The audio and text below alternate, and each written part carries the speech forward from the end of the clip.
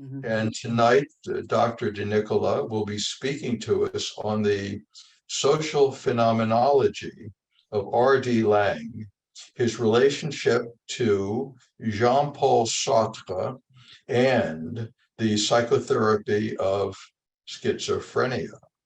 Dr. Di Nicola, with great anticipation and appreciation, please begin. Thank you. Thank you so much, Jerry. It's really a pleasure to be with you tonight. And I'm glad that this unhappy situation of the pandemic created this forum so that I could participate with you. I was a little bit nervous because I haven't presented to a proper psychoanalytic audience before, but it's really a pleasure to do so. So I did my doctorate in philosophy working on trauma.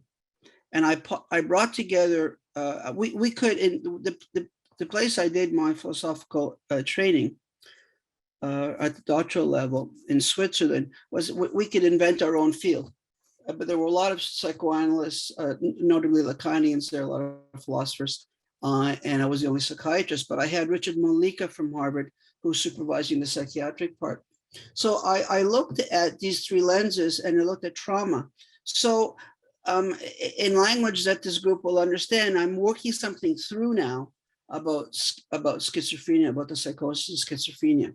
I did that before. I spent 10 years looking at trauma, and that was the subject of my doctorate. So I'm using those three lenses again: psychiatry, psychoanalysis, philosophy.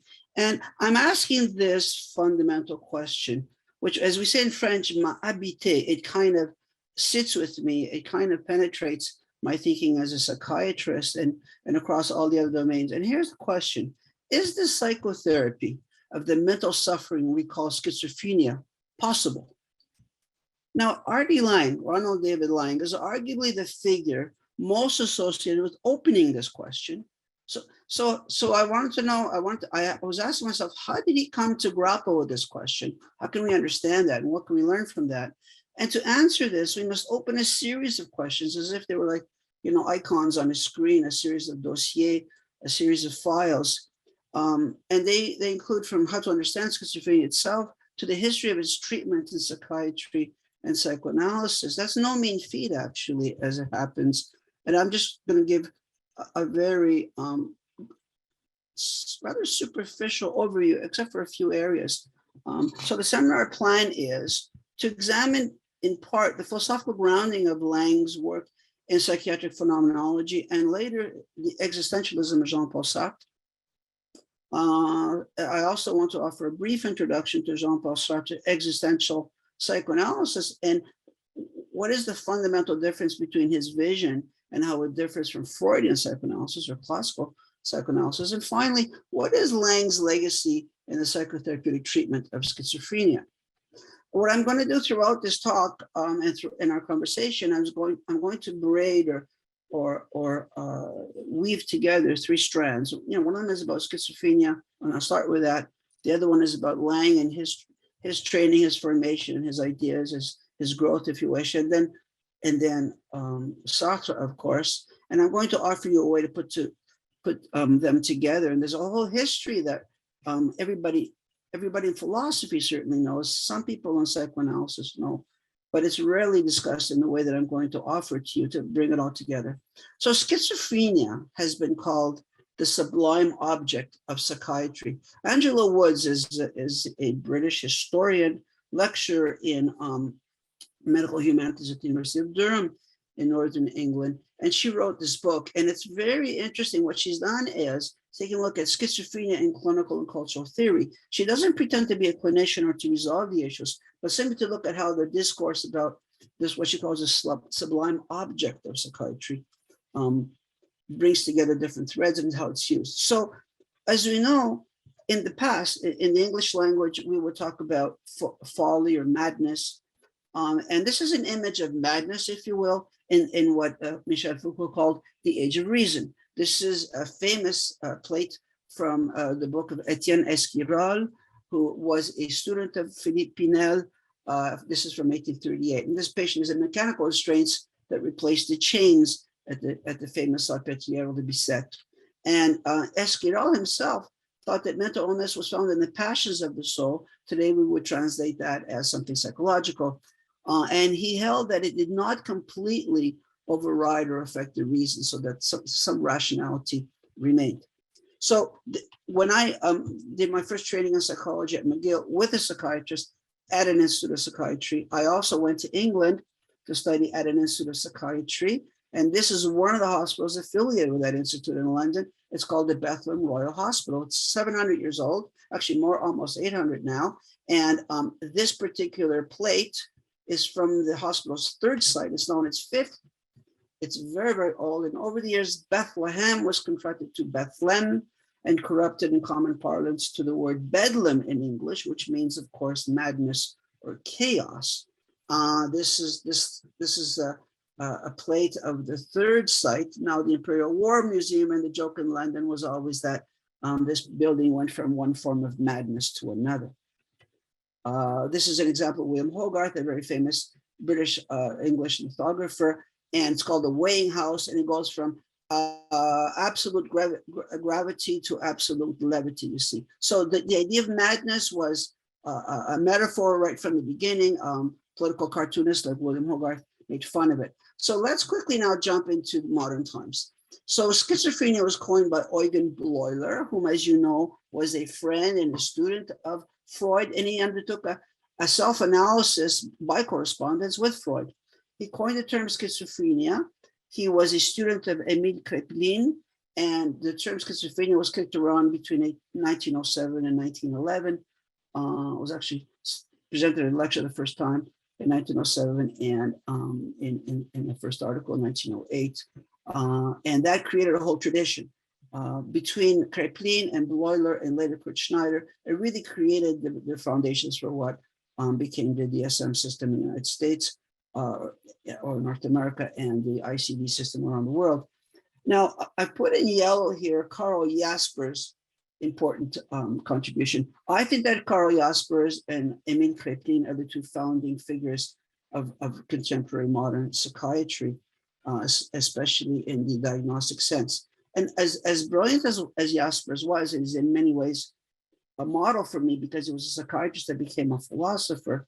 I think that his notion that there's an unbridgeable chasm, an empathic gap between the psychiatrist and the psychotic patient is what I call the worm in psychiatry's apple. It sounds useful, even practical, but at the same time, for those of us that are committed to interpretation, understanding the construction of the patient's experience, regardless of the nature of the suffering, including psychosis and schizophrenia, it created that, what I would call a worm that really has destroyed the apple in many senses, so that it's really an uphill battle to just even think about making an argument for the psychotherapy of something like psychosis, manic depressive illness, and so on. Kurt Schneider is known for having attempted to clarify schizophrenia with the so-called pathognomonic symptoms. I was trained in that European tradition because of my mentors, and I know that literature well. Now, Gregory Bateson in the United States was a brilliant anthropologist who led the Palo Alto team to come up with their double-blind theory of schizophrenia, which was so much lauded and then later so much criticized. And of course, one of the founders of this very organization, Silvano Arrietty, my countryman, had two versions of his famous book, Interpretation of Schizophrenia. This is an old version of it, from the first one and the second version in 1974, actually won the National Book Award in Science in 1974. Now, Lange himself described madness, schizophrenia, these forms of what are usually considered irrationality as a perfectly rational adjustment to an insane world. Mara Selvini Palazzoli, who was a psychiatrist and psychoanalyst, who was also one of the founders of family therapy, described not individual schizophrenic patients, but families in schizophrenic transaction. So it's just an idea that there were many, many takes on this notion of schizophrenia. There's many important social science contributions to the understanding and treatment of schizophrenia, many of which now are fallen by the wayside or forgotten. I was always impressed by the work in sociology, notably Norman Cameron, who did two different articles, The Paranoid Pseudo community and the paranoid pseudo community revisited in 1943 and 1959, in which he basically is arguing that there is a sense you can grasp the desire of the paranoid person to construct a community, and when the people are not there, when the person is incapable of these bonds and links to other people, they're kind of invented. It's a very interesting hypothesis, which is very close to the thought of people in the social sciences that are looking at what we do in psychiatry and psychoanalysis. Gregory Bateson, of course, in the double-blind theory of schizophrenia, talked about metaphors that are meant, and talked about how psychosis, schizophrenia, and what we experience as these gaps, as Karl Jaspers would have it, were really could be understood as metaphors that were meant. And his famous example was manzanita wood. Now, manzanita wood is actually a shrub or a bush in California, and he deconstructed, he took this apart. He understood the patient to mean, this was a patient that was not eating, striking catatonic postures, sometimes mute, and one of his enigmatic expressions was manzanita wood. And so what Bates and the team did, they listened to him and they understood metaphorically that what the person was saying is, man is an eater, man's an eater. If the conditions were right, he would.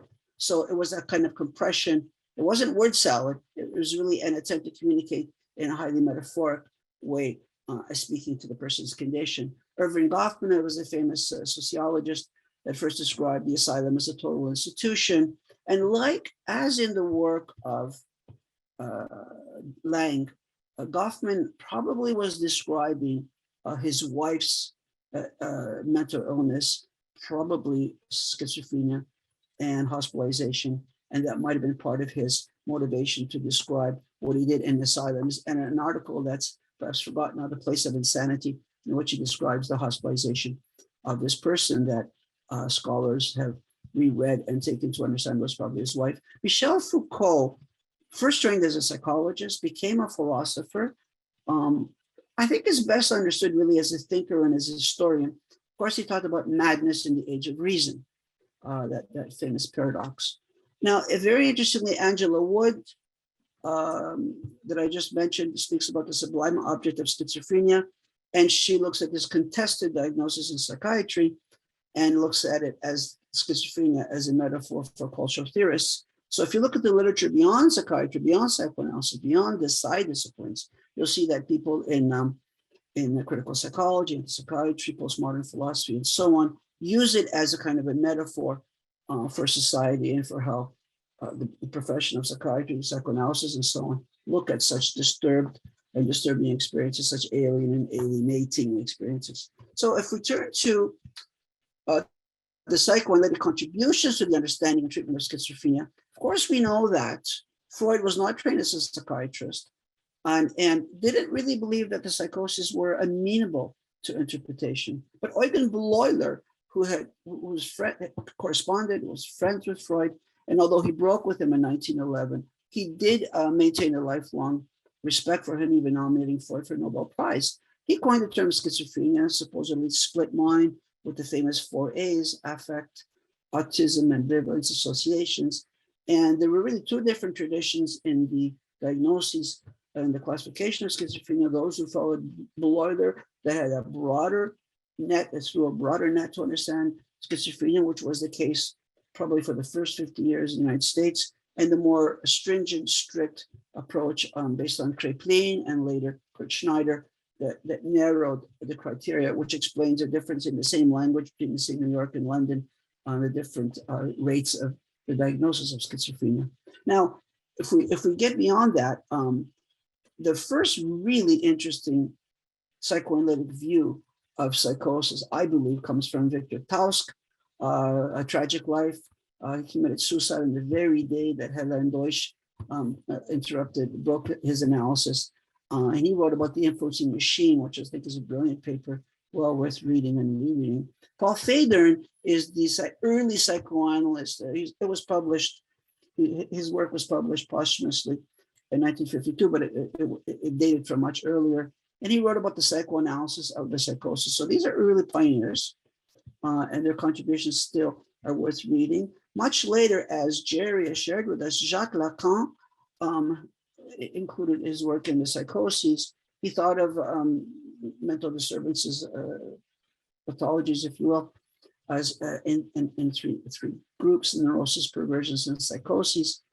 And he thought that humanity, the person is the subject captured and tortured by language, and psychosis being a special but emblematic case of this language entrapment. Here from Reichman in the United States, examined the roots of psychosis in early childhood experiences. Poor Frida, I mean, she's been much decried by the biological psychiatrists and family therapists as having overly blamed parents, mothers notably. But I think that if you read the papers from Chestnut Lodge, I think it's much more nuanced and complex than that. There was perhaps an example of wild analysis with John Rosen, who tried to do direct analysis. And speaking with senior colleagues in the United States, I believe that John Rosen had his day, but was not really able to transmit a theory and a method that has sustained. Now, this is a picture of Jacques Lacan, who said in French, "L'inconscient est structuré comme un langage." The unconscious is structured like the language, which opens up all kinds of very interesting vistas for therapy, for psychoanalysis, notably in the understanding of schizophrenia, the psychosis schizophrenia. Now, if you go to the major theorists, I think there are two that are salient for our conversation tonight. They are Artie Lange and Silvano Arrietty. So Artie Lange talked about the divided self. That is his famous book. And he believed that this division had roots in the family, which I call the crucible of experience, which is also very compatible with what Arrietty thought about the family in general, and certainly the roots of family experiences in schizophrenia. So Lange described psychosis or madness, insanity, he sometimes used the term, as a rational adjustment to an insane world. And I'll speak to that a bit later. He invoked three important concepts in doing work with patients. They're notably founded in the family and early experiences. He talked about mystification, invalidation, and ontological insecurity. I'll expound those in a minute. Now, the aliases of the divided self are perhaps the split self and the false self. And these are echoed in the French philosopher Jean-Paul Sartre's notion of authenticity versus bad faith. So the real self, an integral self, would be authenticity. The split self, the false self, would reflect what Sartre often called bad faith, mauvaise foi. So another major theorist was Silvano Arrietty, and his famous book, The Interpretation of Schizophrenia, set the bar very high. He talked about meeting the schizophrenic in their own world. He believed in a psychological etiology of psychosis and schizophrenia, and he strongly declared that there was always a family disturbance associated with the early life of the schizophrenic patient.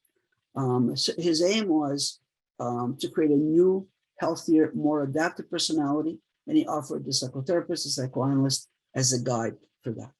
He did countenance other things, including medications, hospitalization as necessary, but he preferred to just do psychotherapy, psychoanalysis.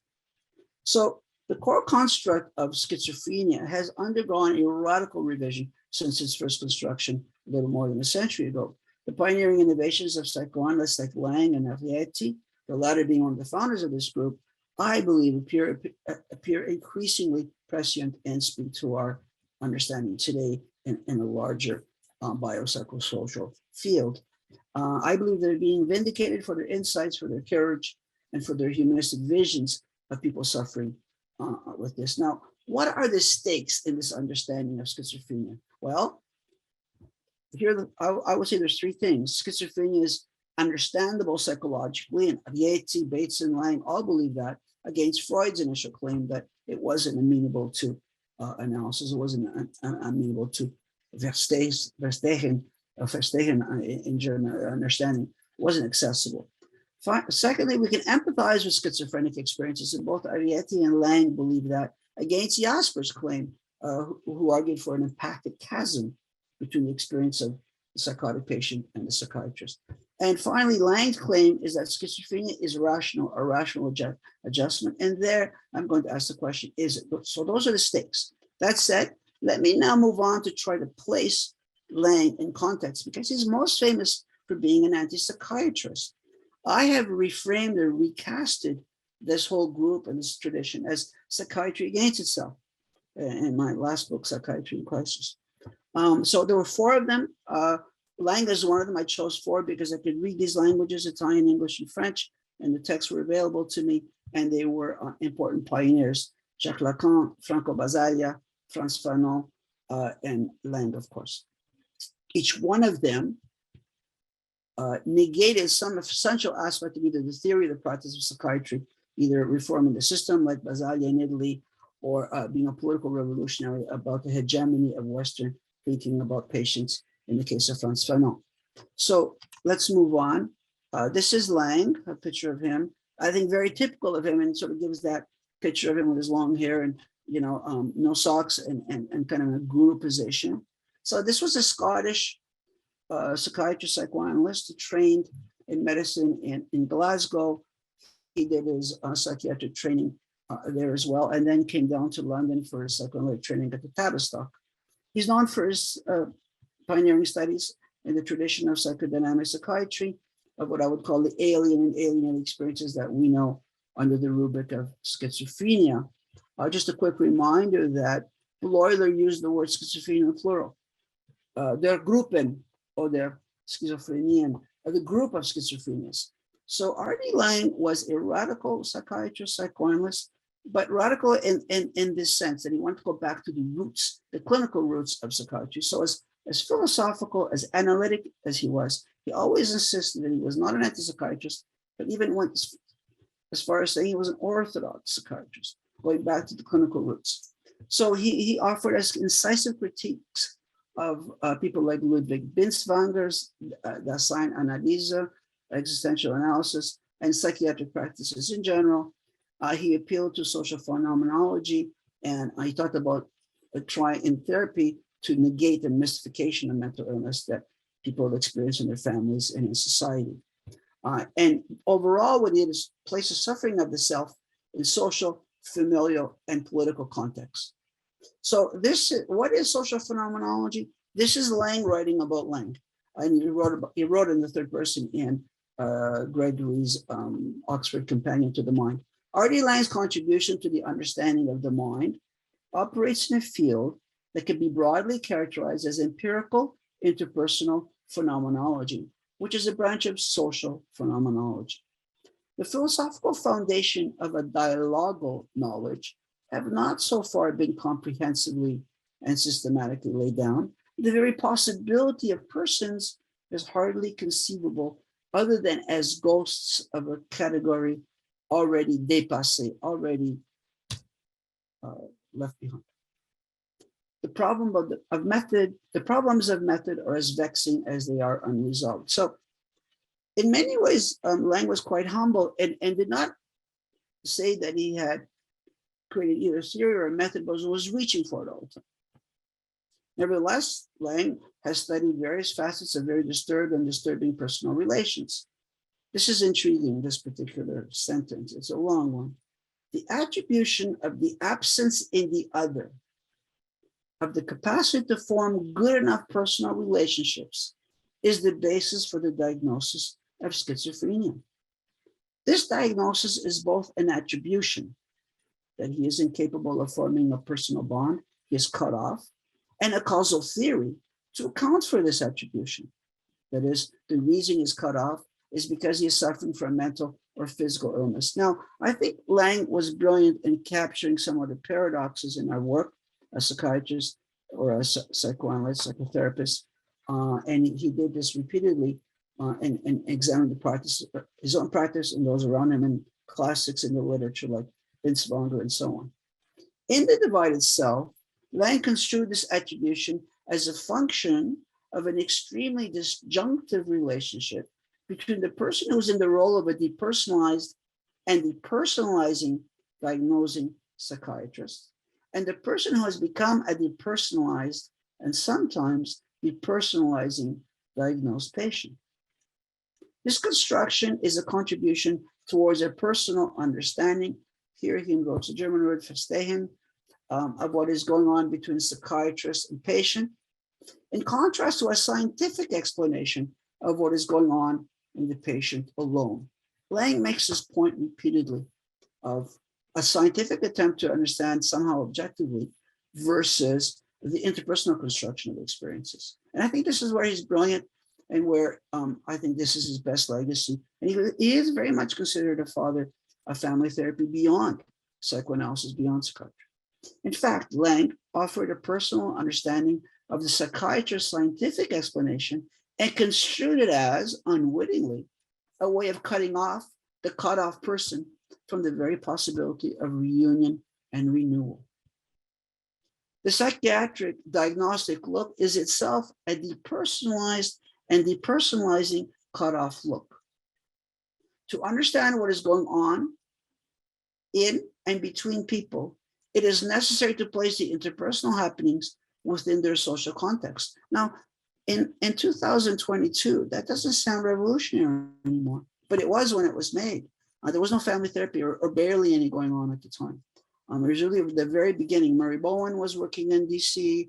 There were stirrings in other parts of the United States and other parts of the world, but really, he really is on the edge between classical psychoanalysis, like the kind of establishment psychoanalysis that the Tabby represented, people like John Bowlby and the others there, the triad of Freud, Klein, and Winnicott were active while he was in training.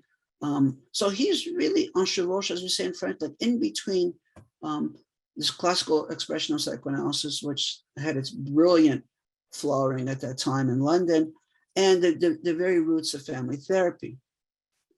So I'll continue. When the psychosocial interior of the families of schizophrenics was looked at from the twin perspective of praxis and process, and here he's borrowing from the work of Jean-Paul Sartre, who was reading Marx, and he did an analysis.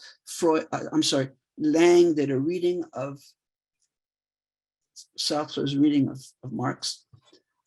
So when the families of schizophrenics were looked at from the twin perspective of praxis and process, instead of looking at the schizophrenic alone, it appeared that those experiences and actions which are regarded as signs and symptoms of a pathological process within one individual were much more socially intelligible than they had been taken to be by most psychiatrists up to that time.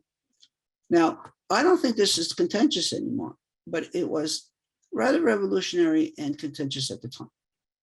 So let's examine Lange in action. Do we have any access to Lange's actual methods? And the answer is yes. Like Freud, Lange's reputation at the beginning was largely built on the narrative force of his case reports. He writes well, he writes clearly, with complex sentence structures at times, but his cases really are striking. For example, the case of Julie, who's a real person, her real name was Edith.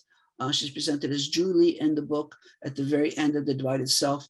And he calls the case the ghost of the weed garden. Now, like Freud, like brilliantly creative people, Lange was able to listen very carefully to people and to grasp the metaphors that they spoke in. And this is actually a word or a phrase that Julie, or Edith, or Julie, as he called her, spoke about herself. She felt to be a ghost in the weed garden. It's about, he treated her as a woman. She had been suffering from schizophrenia, hearing voices, struck catatonic postures, and was often or mainly mute since the age of 17. In 1954, I think she was in her 30s by then, he conducted some 180 sessions, over 250 hours with her. And in early versions of the story, before they were published in The Divided Self, it's clear that Lange was struggling with whether psychosis was indeed understandable. And he often invokes in different versions his conceit that the patient is the mentor to the psychiatrist. You see this repeated. And I think that comes from, besides he became famous later, and it was sometimes perceived as arrogant. He was sometimes under the influence of alcohol and lectures and so on. But as a person and as a thinker, there's a fundamental simplicity and a fundamental humility in the face of the daunting task of understanding mental suffering. So Lange also elaborated his thoughts and working methods in many other ways through his critiques of other psychiatrists, including both Karl Jaspers and Ludwig Binswanger, who were, giants and, authorities at the time. Stories of his own training and practice, especially in his two volumes of autobiography, and talked about his own family quite a lot. And in his autobiography, he certainly reveals himself, and he reveals what he learned. So the opening lines of a book that was made out of the Massey lectures here in Canada, called The Politics of the Family, are this. It's quite striking. He said, and I remember listening to this on the radio when I was a young man, the first family to interest me was my own. I still know less about it than many other families. This is typical. He had a very mellifluous voice with his lovely Scottish accent, and he was very charismatic. And I remember my attention being grabbed by that statement. So here's some artist rendering of Lange and his famous statement that insanity is a perfectly rational adjustment to an insane world. In a famous cartoon here by David Levine, you've got Lange suturing a human brain. And then the rest of it is kind of, schizophrenia, the split face, and other renderings, including him as a guru. So again, what are the stakes? I think the stakes are the following in our understanding of schizophrenia from a psychoanalytic, from a perspective of wishing to interpret, wishing to understand. Schizophrenia being understandable psychologically really is a psychological stake. Empathizing with schizophrenic experiences against Jasper's claim is really a humanistic stake. Finally, the argument that schizophrenia is rational, which is Lange's claim, is a political stake, large, not partisan politics, but largely construed of placing suffering in society.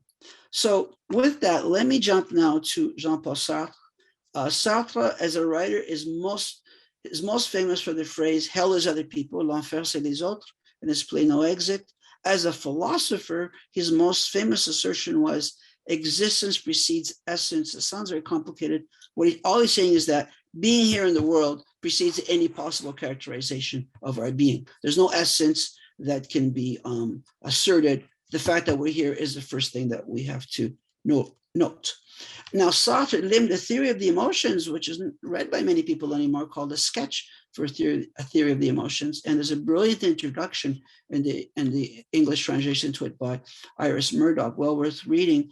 And in his book, Being and Nothingness, notably in the English translation, he called for an existential psychoanalysis, and he rejected the Freudian unconscious. This is the main difference between Sartre's view of a psychoanalysis based on existence and the Freudian or any other psychoanalytic view. Sartre called for an existential psychoanalysis, rejecting the unconscious. And so the question is, why did he reject the notion of the unconscious? And, long story short, due to his radical belief that we are condemned to freedom, and any reference to internal or external constraints would be considered bad faith, mauvaise foi, he couldn't possibly accept the notion of an unconscious, which would be a deterministic notion for him. Now, the real puzzle is, why does he want to construct a psychoanalysis if he constructs the fundamental core of that system, of that method? And secondly, why would Artie Lange, having invested his career as a psychoanalyst, psychiatrist, why would be attracted to a view where the unconscious is not even allowed, not even allowed for, or not even believed in, if you want to put it that way? Well, I think that so that's an important question. I can't find anywhere in Lange's writing an answer to that, but I have my answer in between the lines. So I believe that later Sartre, at one point Sartre says that his vision, existential psychoanalysis, had not yet found its Freud. And my argument is that Lange is precisely that figure that represented existential psychoanalysis. And here's my construction. We could say that Lange externalized the unconscious, understanding these internal processes, which he understood well, as well as I think any analyst at the time. And he externalized them as an interpersonal, understood them through interpersonal processes, anticipating what later became in psychoanalysis through Stephen Mitchell and others, Greenberg and others, notably going back to the tradition set out by Sabina Spielrein in her work with Freud and Jung, was later called the relational turn. So I think Lange was a psychiatrist that brought Sartre's vision to the clinic, as Sartre later acknowledged, as he says in this famous quote, which is an introduction, which is a preface to the book Reason and Violence, a decade of Sartre's philosophy, 1950 to 1960. He said, "I am convinced that your efforts will bring us closer to the day when psychiatry will at last become a truly human psychiatry." Now, what I think, this is basically from my doctorate, what I think everybody knows in philosophy, if they're looking at phenomenology, but I think people have not brought together and brought it to the attention of psychoanalysts and psychiatrists, is that the phenomenological tradition has deep roots interlaced between psychiatry in Europe and philosophy. So that if you go back already to Freud's teacher in philosophy was Franz Brentano, psychology from an empirical standpoint. And Brentano had a number of brilliant students. One of them was Freud. And Freud, at the age of 16, chose medicine over philosophy, in spite of the fact that I have been exposed to that. If we go later, Brentano's student, Edmund Husserl, really created the field of phenomenology. And his student, the reader of that was the brilliant psychiatrist Karl Jaspers, and he basically created phenomenological psychiatry from reading that. Then, following Husserl's student was Martin Heidegger, and his Being and Time was read by Ludwig Binswanger, who created existential analysis. Sartre criticized or read and then criticized, advanced the thought of phenomenology in Being and Nothingness, so from Being and Time to Being and Nothingness. And Sartre had two students in psychiatry. One of them was Lange, who created social phenomenology, and the other one was Frantz Fanon, who created revolutionary psychiatry and politics. And the third one in that series would be Alain Badiou, who wrote Being an Event, again in France. And I was his student, and I'm his interlocutor in psychiatry. And my thesis was called Trauma and Event. So we really can put together the two traditions of philosophy, show their correspondences are literally across, because they read each other. And for example, it's not widely known outside of philosophy that there was a lengthy correspondence between Martin Heidegger and Ludwig Binswanger. So all these philosophers always had a keen interest in seeing what was happening in the analytic or the psychiatric world, to see if their ideas had purchased and actually helping humanity. So let's continue. Influenced by Sartre, Lange has given us such terms as mystification, which means when a child in a family, a dependent person is in social relations, and what happens is there's no clarity, there's a mystification, and any attempt to clarify gets more verbiage, more mystification, more lack of clarity. And another very important term was invalidation. And this is a direct clinical translation of the core Marxian trope of alienation, just as mystification is a direct invocation of the Marxian turn. And then, of course, he took from phenomenology the notion of a radical insecurity. Ontological means like core. In your being, you feel insecure. And Lange, throughout his writings, talks about people who are fundamentally secure, comfortable. Bowlby was one of his analytic supervisors. So you can hear the language there in his writing, a kind of fundamental secure attachment. And ontological insecurity would be where the attachment isn't there, or worse than being interrupted. Actually, there's mystification and invalidation going on. And he called his whole approach, of course, as I just said, social phenomenology. Now, Lange claims in part that schizophrenia is rational. This is one area I don't agree with him. I think it's neither rational nor reasonable. I am not exactly sure what he meant by that, but something does not have to be rational, reasonable, or even functional for us to understand it, or even to empathize with it, which is something that Arrietty says over and over in both versions of his book, Interpretation of Schizophrenia. You can understand the suffering that a paranoid person has without agreeing that, the gendarme, the police are after that person. You can say that must be a terrible experience to have. That's empathy. That's an attempt to get close to the experience without agreeing with it. So in that sense, I'm not sure that it is helpful to say that what the schizophrenic does in their construction of their experience is actually rational. That can be laid out. In fact, they can't reason it out. We can help them do that. And indeed, Arrietty's approach was to create a new way of understanding, offer a different understanding to the person. Lange actually tried to stay very close to the person's experience, and he says repeatedly, try not to introduce new elements, but simply to echo back, almost like a kind of, Truax and that whole group of people that just wanted to kind of echo and repeat and sit with the experience. There's a tremendous desire and a tremendous capacity in Lange to simply sit with disturbed and disturbing experiences and not be provoked by that and allow himself to enter that. And I think it's a quality that not all clinicians would have. So I believe that Lange's mistake here is a philosophical mistake. He often pointed that out in other people, that this is a version of the fact-value distinction, which comes from David Hume and his treatise on human nature. It's called the is-ought distinction. Ought cannot be derived from is. They're two different things. There's things that are values and there's things that are supposed facts about the world. And what I think this represents is a slippery slope from observation to description, to explanation, to justification. And we see this all the time. And I think that Lange was making that mistake. So if we just change the language a little bit, the schizophrenic's adaptation to the world is an understandable adaptation in light of their difficult circumstances, what he calls an insane world. So with that gloss, I would say I'm more comfortable with what Lange said. So what is his legacy? Now, in a brilliant series of books by Oxford, very short introduction to philosophy, psychiatry, whatever, in this particular one, Tom Burns, as a psychiatrist at Oxford, says, refers to Lange's social phenomenology, and he says, don't ask, as if this is beyond discussion. I think this is more a statement of Tom Burns' lack of reading of philosophy than anything else. There's a very significant and respectable tradition of philosophy that basically, in philosophy of phenomenology, including social phenomenology, and I think to dismiss it is to simply say he hasn't read about it.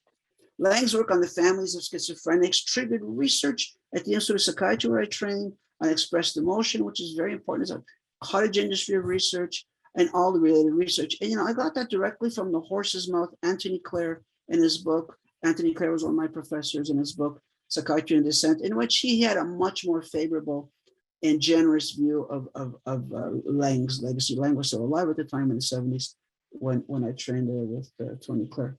So whether Lange's attempt, project, if you wish, was ultimately chaotic or romantic, as some people say, Lange asked critical questions about the validity of the concept of schizophrenia. And he pointed out, for example, of a fundamental tension between a biological intervention for that, by psychiatrists, including medications, for what is basically a conduct or a phenomenological observation. And I think he rightly called this a false epistemology. He validated the phenomenological experience of alien and alien experiences and tried to make sense of them with respect and dignity in the interpersonal context of family and society, later opening up the vistas of the politics of the family, the politics of society that impinge on the individual. And in this sense, he opened the possibility of the psychotherapy of psychosis and schizophrenia. Now, it would be another talk to do a whole survey of where we stand today. And I looked at that literature, but that's not my task tonight. I think this question is still open. I would say that Lange's legacy is that he opens that possibility. He demonstrated it. It's there, as did Arrietty. And where we stand as a field on that is a separate question that we could do another time. So he anticipated today's approach to things like peer helpers, understanding lived experience, we call it vécu in French, sufferers, and by law in England, for example, you can't have an ethical board or research board doing any kind of research in psychiatry or mental illness, mental health, without having a sufferer on the board.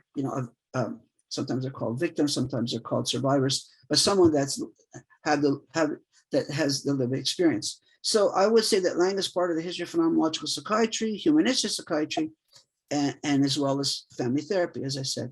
Now, there's a neglected legacy of Lange's thought. His contribution to social theory and the social understanding of such processes as paranoia has been well laid out by sociologists like Scott and Thorpe. And for those of you who are interested, I can provide a full bibliographic references. So Lange was squarely in tradition of critical psychiatry, but he did not call himself an anti-psychiatrist. He critiqued psychiatry and he called for change without rejecting the profession altogether, as others did.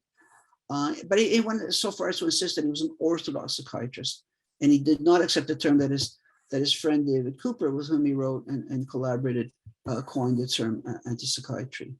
Lange brought that critical tradition to the professions of psychiatry and psychoanalysis, as well as to a wider public, with much greater reach than any psychoanalyst since Freud himself. And so in closing, I asked the question, did Lange achieve his goals? Well, let's follow the titles of his books. And I have them here with me, as I have many other books by him. So his first one was The Divided Self, an unquestioned classic in the history of psychiatry, psychoanalysis, and social sciences. And there's a volume called 50 Years After the Divided Self. So this is undoubtedly a classic. The next one was The Self and Others. And I would put the third book that is worth reading, much different, is set out in a series of poems called Knots. So I see it this way. The Divided Self is brilliant and classic, while Self and Others continues to explore how the self fragments and gets caught in the knots of interpersonal relations, similar territory to Melanie Klein's Splitting and Projective Identification. Now, just as an aside, I think that if you go back, an interesting project would be to go back at the time and look at the work of Fairbairn and object relations, big influence on the Tavistock School, Lange, Lacan, and Klein. And I think you would find tremendous resonances. The language sometimes changes, but I think some of the fundamental concepts and even working methods work across those. That would be an interesting side project for me later. So what this means is that you can put madness on the couch. I mean, if I have to put it in colloquial terms, I think this is literally what Lange did in the profession, in practice, and as his legacy. He put madness on the couch, and he showed us that you can understand it through a dialogue with an individual who's suffering with it. What he doesn't achieve, and I'm a great admirer of his project, Henry Kissinger said, and I know that Kissinger is a controversial guy, he said that men become myths not by what they achieve or even by what they know. And forgive me for the old-fashioned sexism of that, but by the tasks they set for themselves. So by that standard, I think Lange set himself a very ambitious project, and I think he partially achieved it. What he doesn't achieve is the third step, what I call self, not and others, but with others. That is to say, integration, health, what he often calls sanity. Lange reaches out to Sartre, and this is where I see the relationship. He reached out to Jean-Paul Sartre for a solution to this problem, but Sartre didn't have an answer either. They share a blind spot. Lange's formulation of the politics of the family, instilling a divided self, are echoed precisely in Sartre's pithy encapsulation of the human predicament in his play No Exit, where he says, "L'enfer, c'est les autres." Hell is other people. Well, my conclusion is hell can be other people, but also, as another French philosopher, Jean-Luc Nancy, said in his beautiful book, Being Singular, Plural, there is no existence without coexistence. There is no me without the other. Hell can be other people sometimes, but there is no better solution to the predicament of life than to reach out to others to construct bonds. And that's why I think the later developments of family therapy on one hand, the relational alternative psychoanalysis, social psychiatry, which I also represent a way to get beyond that. I think that Lange, in spite of his brilliance, in spite of his courage, was not ever quite able to get there because he was stuck in his own family, as he avowed honestly. He was writing about his rather odd mother. She had some kind of suffering, and I think he suffered there. And he had the courage to document that, seek it in others, and really be the documentarian of that territory. I think he never totally emerged from it. I mean, as some of my analytic supervisors say, no, she was fully analyzed. Now there is some documentation about his own process of analysis, and at one point there was a question as to whether he would be he would pass, or not. But he did, with Bowlby and others, full support. But there is the heart of it. I believe that he reached out. He created a very interesting legacy. He himself drowned in his own personal problems, as is well known. His son, Adrian, said, it's very ironic that my father is a famous family psychiatrist when he couldn't talk to his own family, his own children. He had 10 children, no less. And he had very, very uneven at best relations with them. So that is my conclusion. I think the legacy is, the question is open. There's a whole other literature that in psychoanalysis itself that addresses to what extent we can treat the psychoses and schizophrenia. And I believe it's an open question. And the reason it's still open is because of the pioneering work of people like Lange and, of course, the founder of this group, Silvano Orietti. Thanks very much for listening. I'll be happy to take your questions now.